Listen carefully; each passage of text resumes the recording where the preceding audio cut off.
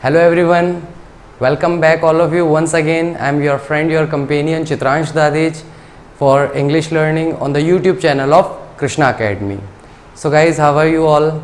I hope everyone is fine there, and as per you know, we are getting the different kind of news about REET examination, so it's going to be held soon. तो हम लोग guys क्या करने वाले हैं कि अब अपने कोर्स को थोड़ा सा पेस देने वाले हैं, थोड़ा सा स्पीड देने वाले हैं, स्पीड अप करेंगे। तो आज का जो हमारा टॉपिक रहेगा गाइज वो रहेगा टेंस। तो टेंस के बारे में आप लोग सब लोग हैं जिनका अपना अपना एक प्रोस्पेक्टिव है, अपनी अपनी एक नॉलेज है, अपनी अपनी स्टडीज़ हैं टेंस पर। मेरा भी टेंस पढ़ाने का अपना एक पर्सनल स्टाइल है जो मैं अपने खुद के तरीके से जो टेंसेस पढ़ाता हूँ। तो हम लोग गाइज आज टेंस स्टार्ट करने वाले हैं जो रीट लेवल 1 के लिए तो इम्पॉर्टेंट टॉपिक है ही, लेकिन रीट लेवल 2 में भी उसका थोड़ा सा पार्ट सब्जेक्ट वर्ब अग्रीमेंट के तौर पर पूछा जाता है। तो रीट लेवल 1 और 2 के लिए तो इम्पॉर्टेंट है, उसके अलावा अदर जो वेरियस गवर्नमेंट एग्जामिनेशंस हैं उनमें भी टेंस किसी ना किसी तरीके से पूछा ही जाता है। उसके लिए हमें टॉपिक देखने को मिलता है tense and sequence of tenses के नाम से इस टॉपिक को अलग अलग जगह पर पूछा जाता है। राइट गाइस, तो let's start without any delay. तो आज का हमारा टॉपिक होने वाला है गाइस टेंस। इससे पहले कि मैं टीचिंग स्टार्ट करूं, मैं पहले डिस्कस करना चाहता हूं कि टेंस से रिलेटेड क्वेश्चन क्या आता है। अगर हमें क्वेश्चन के आने का पता होगा कि क्वेश्चन हमसे क्या पूछा जाने वाला है तो हम उसी अकॉर्डिंग प्रिपरेशन करेंगे। अगर हमें क्वेश्चन का ही नहीं पता तो हमें प्रिपरेशन क्या करनी है, तो हमें अपना ऑब्जेक्टिव पहले क्लियर होना चाहिए, अपना उद्देश्य पहले क्लियर होना चाहिए। जैसे पार्ट ऑफ स्पीच में भी मैंने आपको पहले उद्देश्य क्लियर किया था कि एक वाक्य दिया जाएगा, उसमें से 2 वर्ड अंडरलाइन किए जाएंगे और उन 2 वर्ड की पार्ट ऑफ स्पीच पूछी जाएगी कि इन दोनों वर्ड्स की पार्ट्स ऑफ स्पीच कौन सी है। राइट, तो यहाँ पर हम बात कर रहे हैं गाइस टेंस के बारे में। तो टेंस में हम क्या देखते हैं कि क्वेश्चन आया जैसे कि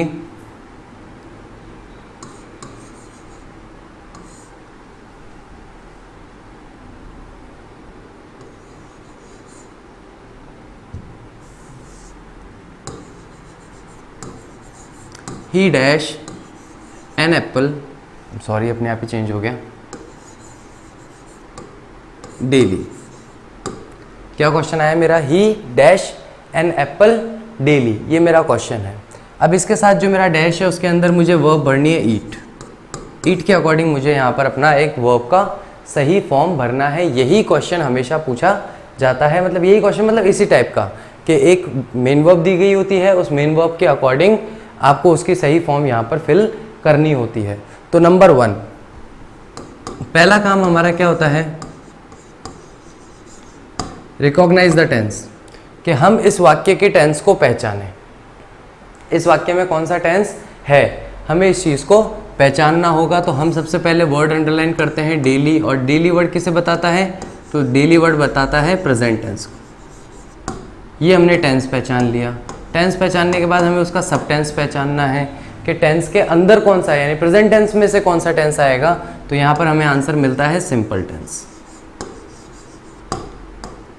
पहला काम हमारा जो है आइडेंटिफाई करना या रिकॉग्नाइज करना कि सेंटेंस में कौन सा टेंस है। तो हमने कौन से वर्ड को हाईलाइट किया? डेली वर्ड को हाईलाइट किया, जिससे हमें मिला कि यहाँ पर सिंपल प्रेजेंट टेंस लिखा गया है या सिंपल प्रेजेंट टेंस से रिलेटेड क्वेश्चन है। नंबर 2 हमारा जो टॉपिक आता है वो आता है सेंटेंस स्ट्रक्चर से रिलेटेड, कि sentence structure simple present tense के अंदर हमें कौन सी तो हमें यहाँ पर हेल्पिंग वर्ब चाहिए होती है और इसी के साथ में कौन सी हमें यहाँ पर मेन वर्ब चाहिए होती है। सेकंड क्वेश्चन हमारा ये आ जाता है। तो अगर हम इस टेंस के अकॉर्डिंग इस टेंस में लगने वाली हेल्पिंग वर्ब और मेन वर्ब को अगर रिकॉग्नाइज कर लेते हैं, जैसे कि सिंपल प्रेजेंट टेंस में कोई हेल्पिंग वर्ब नहीं आती, मेन वर्ब आती है तो मेन वर्ब आती है वर्ब की फर्स्ट फॉर्म या फिर मेन वर्ब की first form plus S, E S या आई एस फॉर्मेट में। ये हमें यहाँ पर हमारे क्वेश्चन का आंसर मिल गया। तो अब हम यहाँ पे क्या करेंगे? टेंस पहचान गए, वर्ब हमारे पास है, वर्ब के अकॉर्डिंग हम सब्जेक्ट देखेंगे और यहाँ पर हमारा आंसर क्या हो जाएगा? ईट्स हो जाएगा। ये एक बेसिक फॉर्मेशन है जिससे हम किसी भी क्वेश्चन को सॉल्व करते हैं, या क्वेश्चन को सॉल्व करते समय हमें इस फॉर्मेशन को फॉलो करना होता है, जिसमें हम सबसे पहला काम करते हैं सेंटेंस का टेंस रिकॉग्नाइज करते हैं और दूसरा काम क्या करते हैं?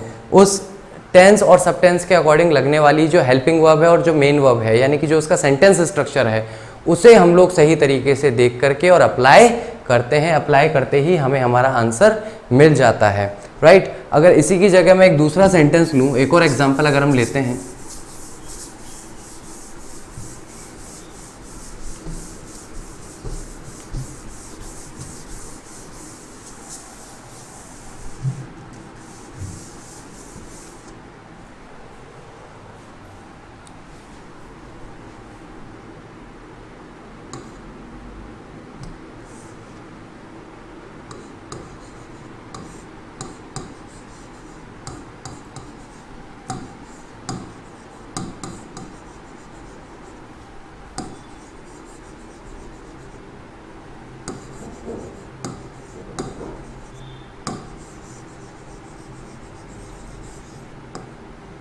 क्या सेंटेंस बनाया मैंने, ही डैश गो के अकॉर्डिंग हमें बढ़ना है to Jaipur when he was young, यानी कि वह जयपुर गया जाता था, जा चुका था, जो भी है वो हम अकॉर्डिंगली भरेंगे जब वो छोटा था, जब वो यंग था।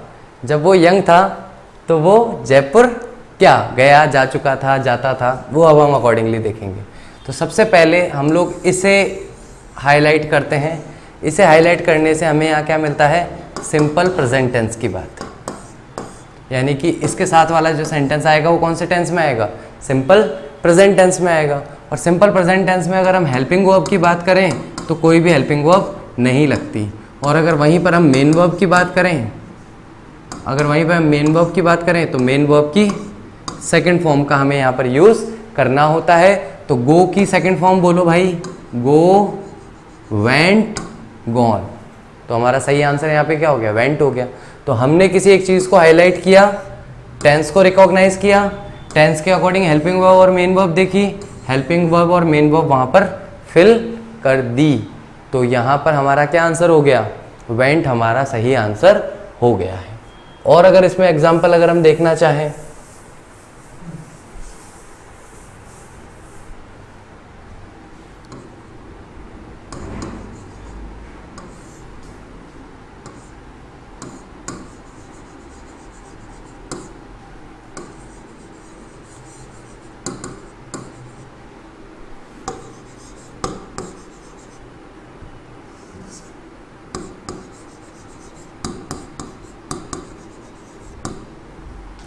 ही dash learn English at this time.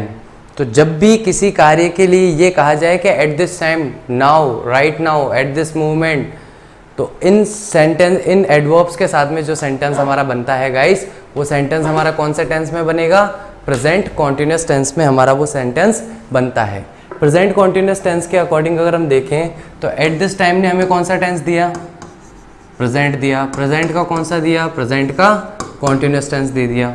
अब वापस बात वही आ गई, helping verb plus main verb. तो प्रेजेंट कॉन्टिन्यूस टेंस में हेल्पिंग वर्ब क्या है, इज है, एम है, आर है, प्लस वर्ब की first form plus ING format. बोलो हाँ कि ना, सही है कि गलत है भाई। प्रेजेंट कॉन्टिन्यूस टेंस में इज एम आर आता है और वर्ब की फर्स्ट फॉर्म प्लस आईएनजी आती है। तो अगर हम हेल्पिंग वर्ब देखेंगे तो हमें सब्जेक्ट के अकॉर्डिंग देखनी है। सब्जेक्ट हमारा ही है, ही के साथ हम क्या लगाएंगे, इज लगाएंगे, एम लगाएंगे नहीं और आर लगाएंगे नहीं। तो ही के साथ हमने यहाँ पे सबसे पहली चीज़ क्या देख ली कि यहाँ पे भैया ही के बाद में इज आएगा। फिर हमें मेन वर्ब की फर्स्ट फॉर्म प्लस आईएनजी करनी है, तो लर्न के साथ आईएनजी लगाएंगे तो क्या बनेगा, लर्निंग। हमारा सेंटेंस क्या बन गया, he is learning English at this time. बोलो हाँ कि ना भाई। क्लियर है टॉपिक कि हमें क्वेश्चन सॉल्व कैसे करना है। क्वेश्चन को सॉल्व करने से पहले उसका टेंस और सबटेंस पहचानना ज़रूरी है। जब हम एक बार उसका टेंस और सबटेंस पहचान लेते हैं तो ऐसी कंडीशन में हमें फिर क्या मिलता है गाइस कि टेंस पहचान लिया, सबटेंस पहचान लिया, तो उसके अकॉर्डिंग फिर हम हेल्पिंग वर्ब और मेन वर्ब आराम से फिल कर सकते हैं। लेकिन अगर हम अपना टेंस नहीं पहचानते हैं तो वहाँ पर हेल्पिंग वर्ब और मेन वर्ब भरने का कोई बेस नहीं होगा, हमारे पास कोई आधार नहीं होगा। तो उसके लिए हमारे पास आधार होना ज़रूरी है। आई होप क्वेश्चन कैसा आने वाला है और उसका आंसर हमें किस तरीके से फाइंड आउट करना है ये सभी लोगों को क्लियर होगा। अदर एग्जामिनेशंस के अंदर जहाँ पर फिल नहीं करवाया जाता है वहाँ पर आपसे पूछा जाता है कि बताओ भैया आपसे ये चीज़ पूछी जाएगी कि एक टेंस से रिलेटेड सेंटेंस दे दिया जाएगा और उसमें पूछ लिया जाएगा बताओ इसमें से कहाँ मिस्टेक है, या अगर कहीं मिस्टेक है इस सेंटेंस के अंदर तो उसका करेक्शन करो। इस तरह से भी क्वेश्चन आ सकता है, राइट और रॉन्ग। आई होप बात यहाँ पे क्लियर है।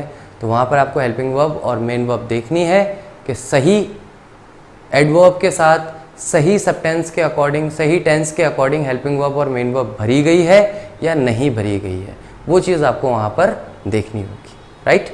चलिए नेक्स्ट टॉपिक हम लोग डिस्कस करने वाले हैं। हमारा पहला क्वेश्चन आता है, बहुत ही बेसिक सिंपल क्वेश्चन है, व्हाट इज़ टेंस।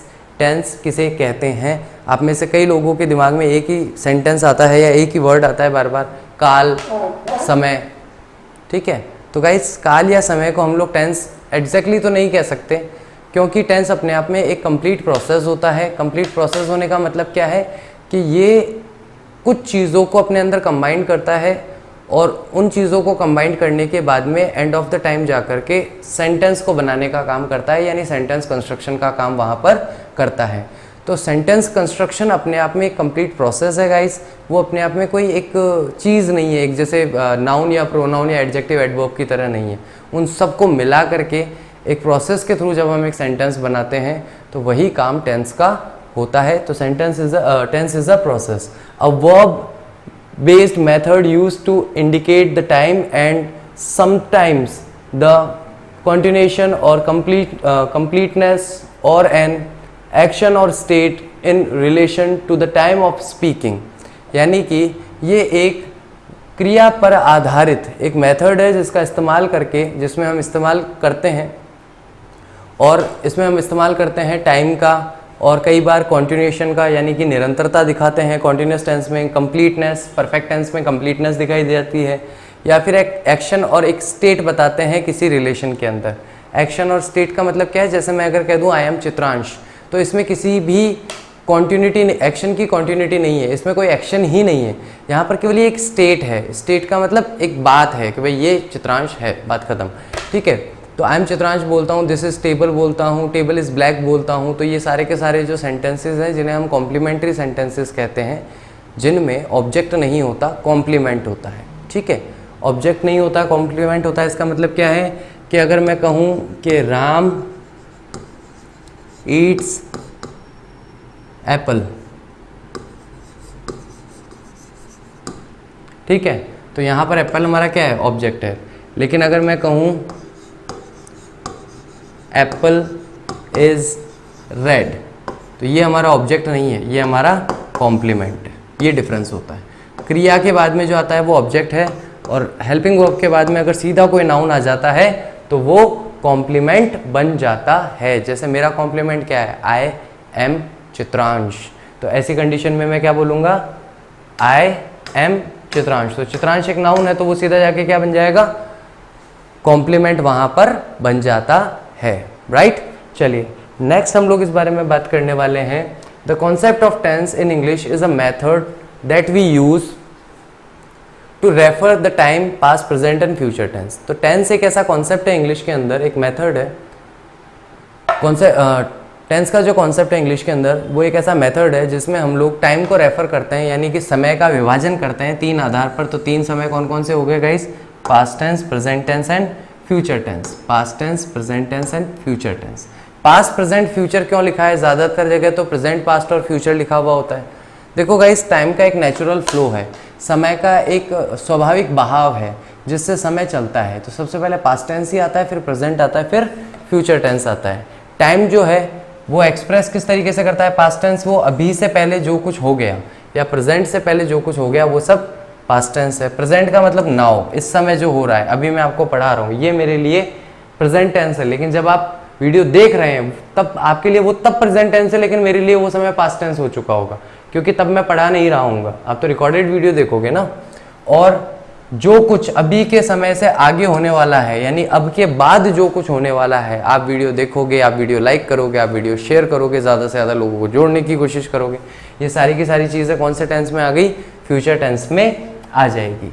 नेक्स्ट, ये तो टाइम के बेस पर हमने तीन जगह पर इसको डिवाइड किया है। अगर एक्शन के बेस पर, एक्शन के आधार पर अगर हम टेंस को डिवाइड करते हैं तो चार तरह के टेंस हमारे आते हैं। सिंपल टेंस, सिंपल टेंस के अंदर क्या होता है कि वो स्टेट आती है एक्शन की जहां पर कार्य का होना तो पता चलता है लेकिन उसका समय निश्चित नहीं होता। जहां पर कार्य का होना पता चलता है परंतु समय निश्चित नहीं होता। समय की जहां अनिश्चितता हो वहां पर सिंपल प्रेजेंट टेंस रहता है, सिंपल टेंस रहता है। कॉन्टिन्यूस टेंस जहां पर कार्य की निरंतरता दिखाई दे, जहां पर कार्य कॉन्टिन्यूस होता हुआ दिखाई दे। परफेक्ट टेंस कौन सा होता है?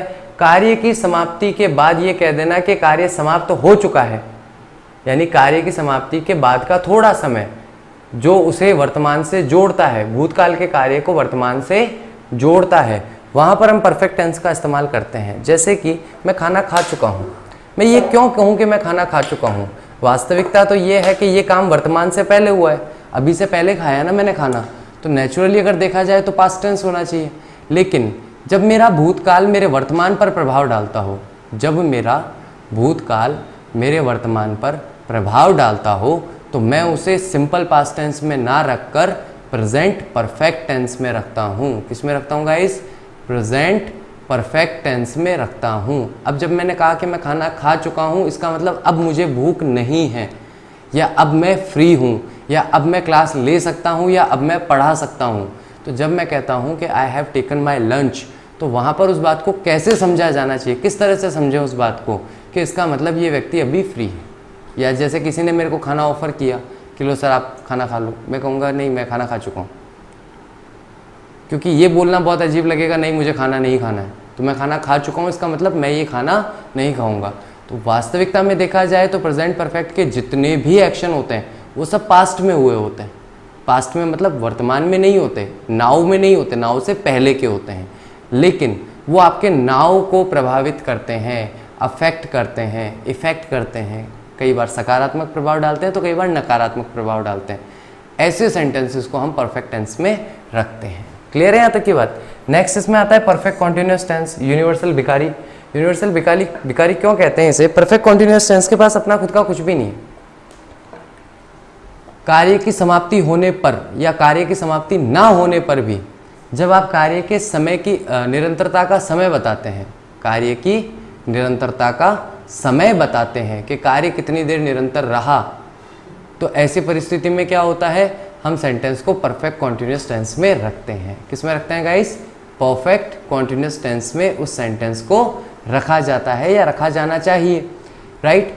तो परफेक्ट टेंस से तो परफेक्ट टेंस का नियम ले लिया इसने कि भाई कार्य की समाप्ति के बाद, और कॉन्टिन्यूटी से कॉन्टिन्यूटी का ले लिया कि भाई जहाँ कार्य निरंतर हो। कार्य की समाप्ति के बाद कार्य निरंतर कितनी देर रहा, तो केवल टाइम अगर हम उसमें इन्वॉल्व कर दें, टाइम को अगर हम उसमें केवल इंक्लूड कर देते हैं कि भाई कार्य की समाप्ति भी हो गई, कार्य की निरंतरता भी थी, कितने समय तक थी, तो वहाँ पर हमारा टेंस कॉन्टिन्यूस ना रहकर परफेक्ट ना रहकर परफेक्ट कॉन्टिन्यूस हो जाता है।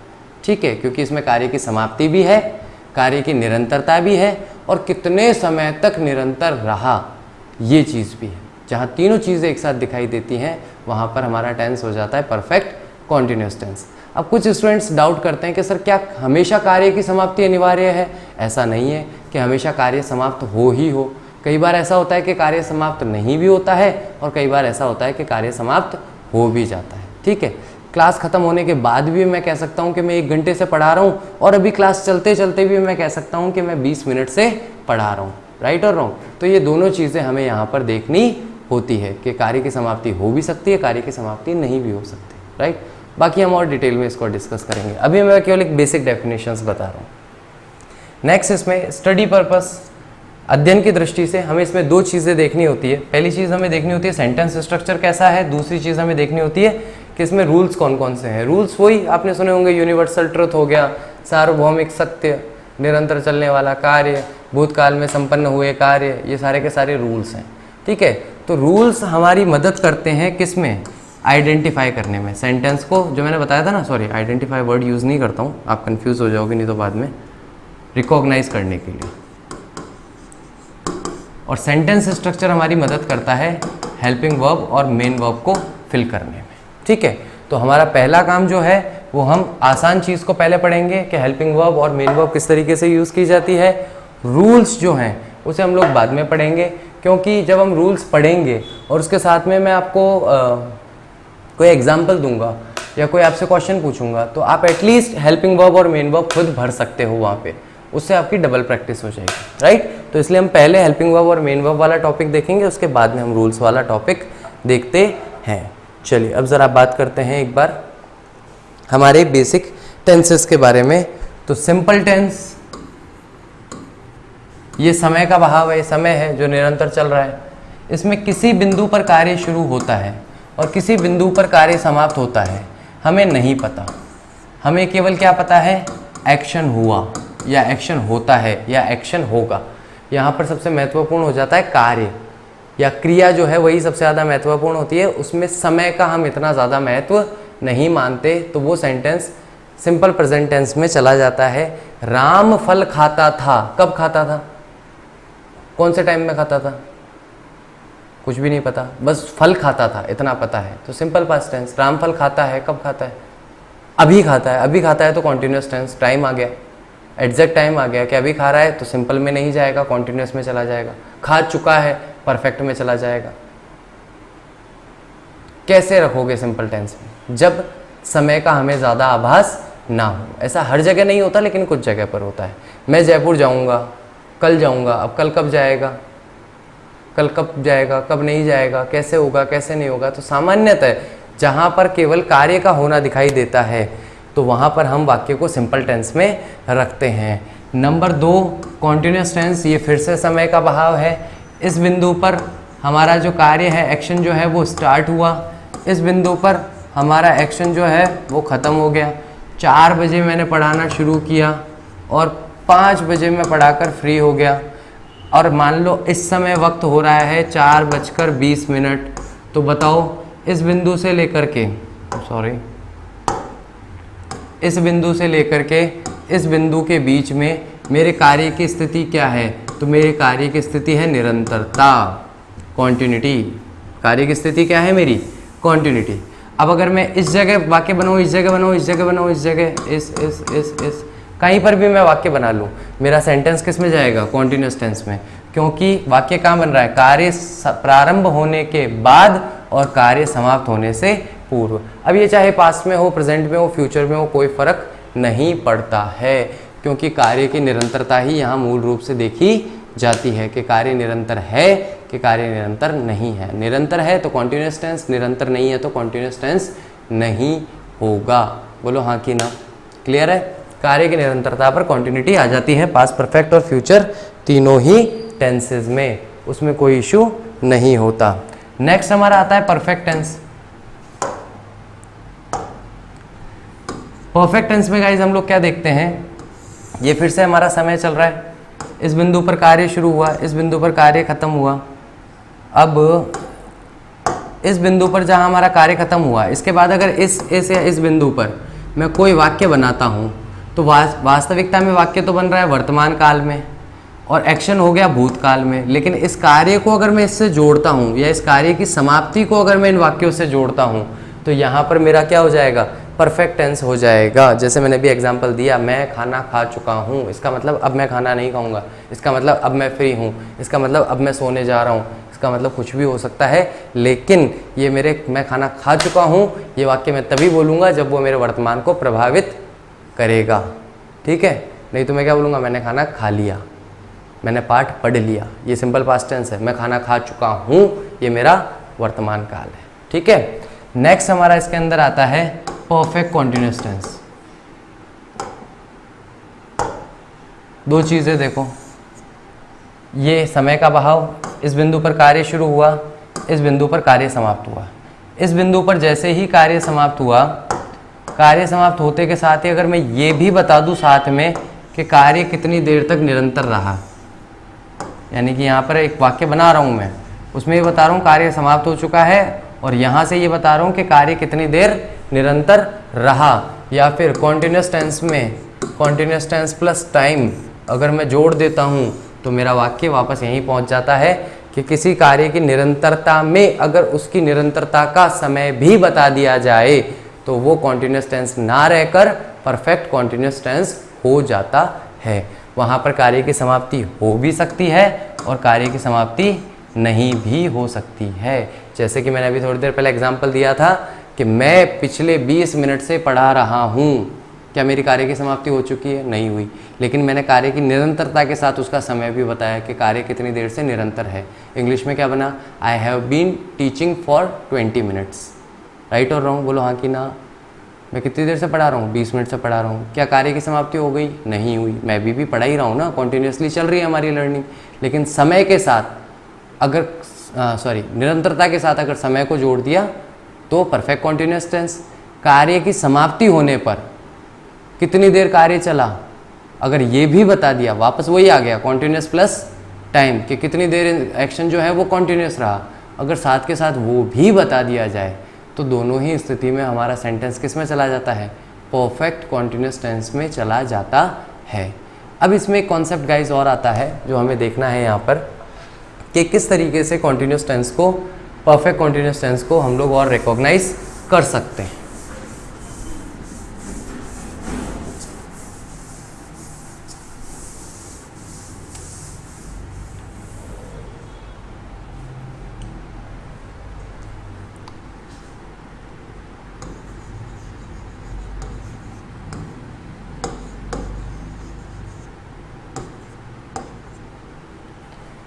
दो चीज़ें हमें यहाँ देखने को मिलती है, एक है सिंस, एक है फॉर।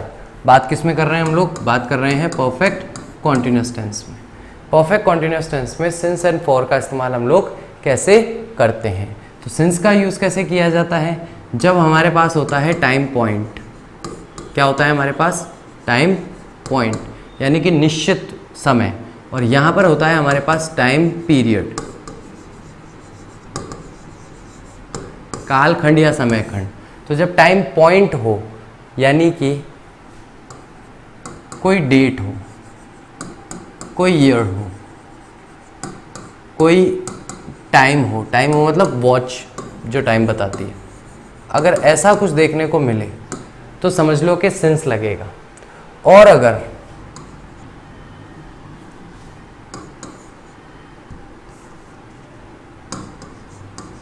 आवर्स हो, डेज हो, वीक्स हो,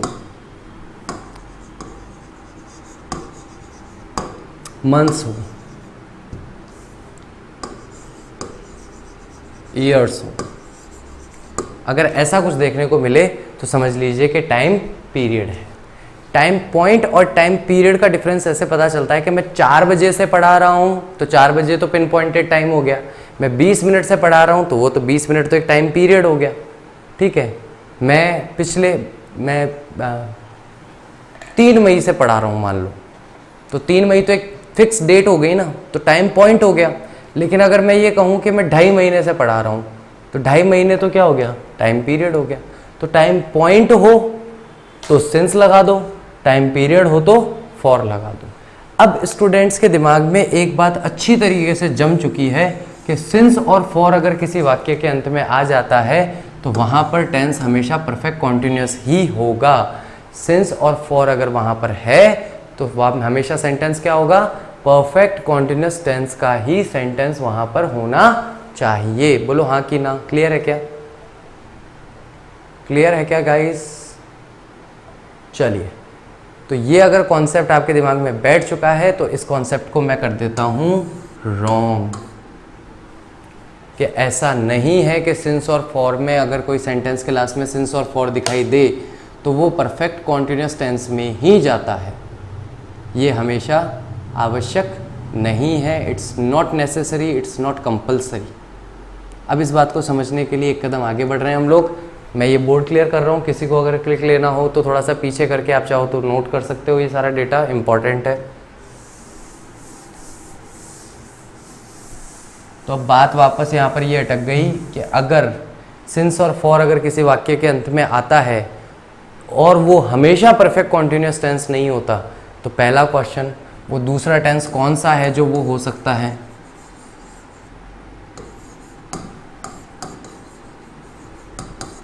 तो वो दूसरा टेंस है प्रेजेंट परफेक्ट टेंस। वो हो सकता है, कौन सा टेंस हो सकता है गाइस? प्रेजेंट परफेक्ट टेंस वो हो सकता है।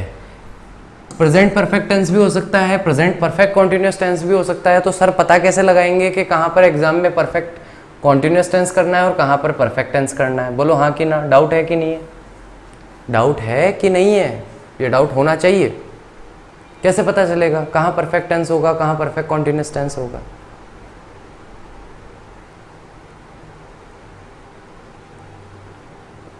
सोचो। और अगर किसी को पता हो तो मुझे प्लीज़ कमेंट करना कि सर मुझे पहले से पता था, ठीक है। और जिसको नहीं पता हो और आज पता चले वो प्लीज़ लाइक करना, वीडियो को शेयर करना और नीचे कमेंट बॉक्स में बताना कि सर आपने बताया तभी पता चला, ताकि मुझे एक रेशो पता चले कि इतना कितने स्टूडेंट्स को पता है और कितने स्टूडेंट्स को पता नहीं है। देखिए एक्शन जो है ना, उस एक्शन का टाइम बढ़ता है कॉन्टिन्यूटी पे। एक्शन का क्या होता है?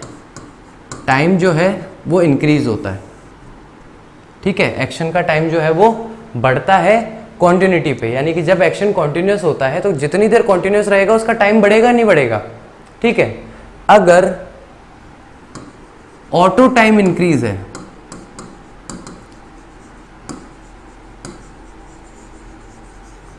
क्या है? अगर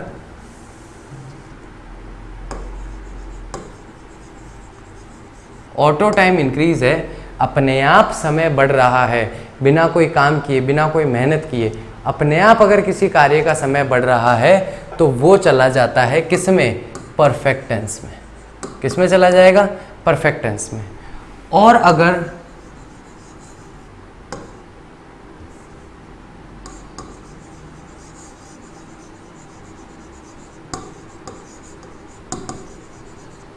अगर सब्जेक्ट जो है वो एक्शन को परफॉर्म कर रहा है और उस परफॉर्म करने पर टाइम जो है वो इंक्रीज हो रहा है, तो ऐसी कंडीशन में सेंटेंस जाएगा परफेक्ट कॉन्टिन्यूअस टेंस में। ये तो हुई थ्योरी। अब बात करते हैं प्रैक्टिकल की। आप लोग मुझे कितने दिन से जानते हो? जितने भी लोग मेरे वीडियोस देख रहे हैं वो मुझे कितने दिन से जानते हैं? मान लेते हैं कि आप लोग मुझे 2 महीने से जानते हैं।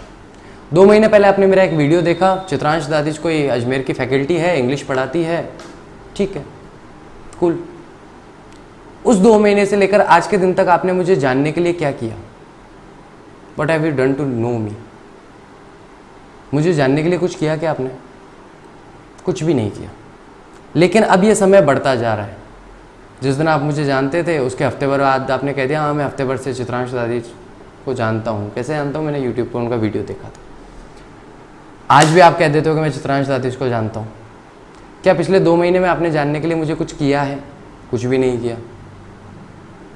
लेकिन अगर आप ये कहो कि मैं चित्रांश दादिज सर के वीडियो से पढ़ता हूँ या पढ़ती हूँ, तो ऐसी कंडीशन में जब भी मेरा वीडियो आता है आपको आना पड़ता है, यूट्यूब खोलना पड़ता है, वीडियो प्ले करना पड़ता है, वीडियो के सामने आधे घंटे, पौन घंटे और स्टार्टिंग में तो 1-1 घंटे बैठना पड़ता है, तब जाकर आप कह सकते हो कि भाई मैं उनसे पढ़ रहा हूँ या पढ़ रही हूँ। तो एक तरफ मुझे जानने वाली जब बात आई तब तो आप एक बार जान लिए और अब उसका टाइम बढ़ता जा रहा है, बढ़ता जा रहा है और लाइफ टाइम बढ़ता रहेगा। अब लाइफ टाइम उसका टाइम क्या होगा? बढ़ता रहेगा उस एक्शन का, यानी कि ऑटो टाइम इंक्रीज वहाँ पर हो रहा है, अपने आप ही टाइम बढ़ रहा है। आपने बचपन में एक बार अल्फ़ाबेट्स पढ़ लिए, याद कर लिए, आज की तारीख में आप क्या बोलते हो? मुझे 20 साल से ABCD आती है। चलो अच्छी बात है, आनी चाहिए भाई, लेकिन पिछले 20 साल में आपने इसके लिए किया क्या? केवल एक बार आपने उस एक्शन को परफॉर्म किया कि मुझे ABCD आती है और तब से लेकर आज दिन तक वो टाइम अपने आप बढ़ता जा रहा है। और अगले 10 साल भी आप ABCD जानने के लिए कुछ नहीं करोगे, तब भी टाइम अपने आप बढ़ता जाएगा। इंग्लिश में आप कैसे बोल दोगे उसे? I have known